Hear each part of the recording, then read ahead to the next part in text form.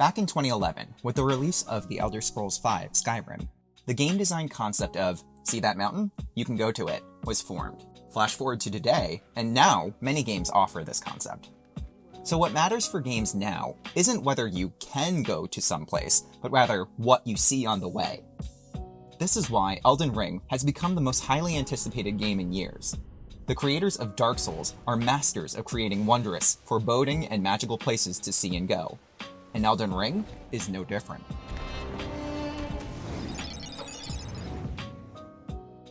In a closed network test demonstration for journalists, we explored the lands between this game's world.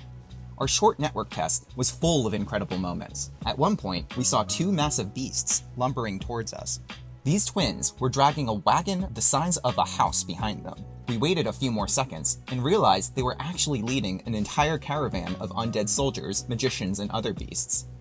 In another moment, we found a summoning spell that conjures warriors that could assist in tough fights. This feature is one of a range of options to make the famously punishing Dark Souls games more accessible to players.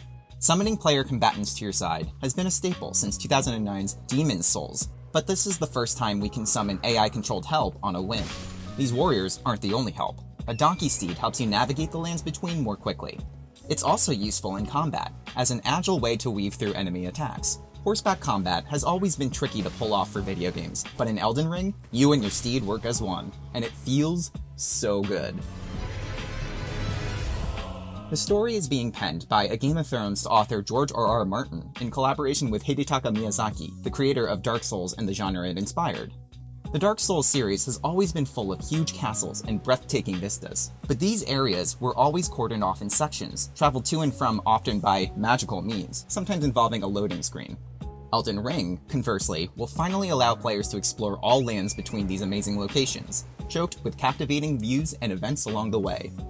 It's fair to compare Elden Ring to The Legend of Zelda Breath of the Wild. There's no player direction given, other than, go explore.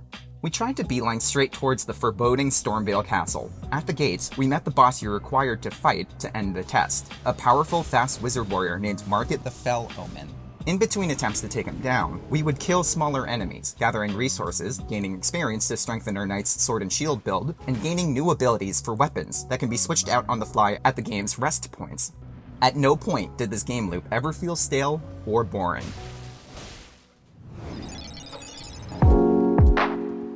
There was only one hiccup in the network test. We weren't able to figure out how to cooperatively play with someone online. Other journalists have reported to being able to connect, however, and we were able to be summoned into a player-versus-player match. We never experienced any latency during the pitched battle against the skilled human opponent.